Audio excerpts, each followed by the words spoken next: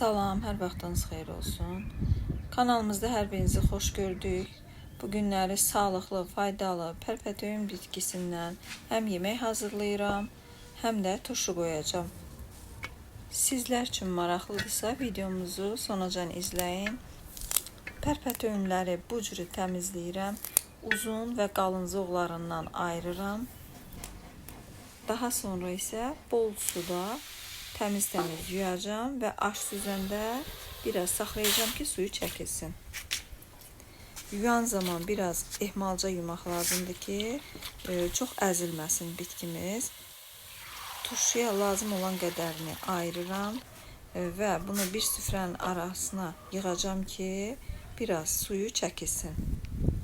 Videomuzu bura qədər izlədinizsə zəhmətimizə dəyər verib bəyən düyməsini basın və kanalımıza abunə olun. Kanalımıza dəstək üçün sizin dəstəkləriniz bizim üçün çox önəmlidir. Yemək üçün 4 iri dəstə pərpətöyün götürdüm. 3-4 hissəyə ayırıram. 2 ədəd soğan, 2 ədəd də qabığı soyulmuş pomidoru belə ölçüdə doğrayıram.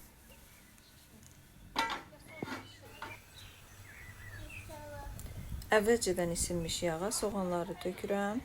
Biraz qovururam. Çox da qızartmağa ehtiyac yoxdur. Və daha sonra pomidorunu əlavə edib ağzını örtürəm. Biraz pomidoru bişsin.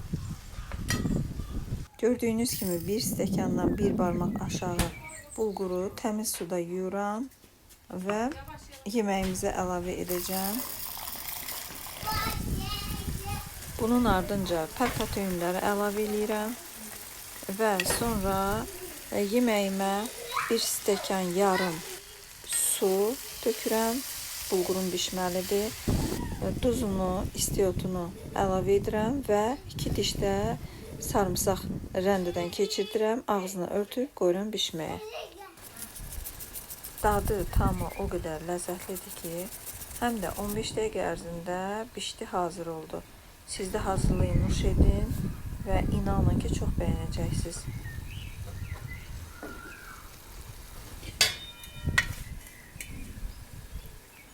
İndi isə turşumuzu hazırlayırıq. Həmişə olduğu kimi qapaqlarım yenidir. Qaynar su ilə steril edirəm və öncədən soda ilə yuduğum bankaların içinə də qaynaya-qaynaya su töküb 15 dəqiqə saxlayıram ağzı bağlı formada. Sonra isə suyunu süzürəm və pərpətöyünlərimi yığıram bankamın dibinə. Sarımsaq və dəfnə yarpağı atıram və üzərindən suyu çəkilib qurumuş pərpətöyünlərimi yığıram. Çox basmıram. Üzərindən biraz ehmalca qaşıqla basıram və üstündən isə yenə ara təbəqəyə dəfnə yarpağı, sarımsaq və pərpətöyün. 1-3 litrlik balona 2 yemək qaşığı qaya duzu, 1 armudu stəkan üzüm sirkəsi, balaca balonuma isə 1 yemək qaşığı qaya duzu və yarım stəkan üzüm sirkəsi tökürəm və əvvəlcədən qaynadıb soyutduğum təmiz içməli su ilə bankalarımı ağzına qədər doldururam. Evdə qaya duzu olduğu üçün mən qaya duzundan istifadə elədim, ancaq siz pendir, turşu üçün olan satışda duzlar var, ondan istifadə edin və ağızlarını isə bankalarımın möhkəm bağlayıram. Sərin yerdə saxlayın. Onu da deyim ki, əgər yemək istəsəz bir həftəyə turşularınız hazır olacaq. Yeməyimiz də hazırdır. Həm doyumludur, həm də ucuz başa gələn yeməkdir. Siz də hazırlayın, nuş edin və göz haqqınızı halal edin.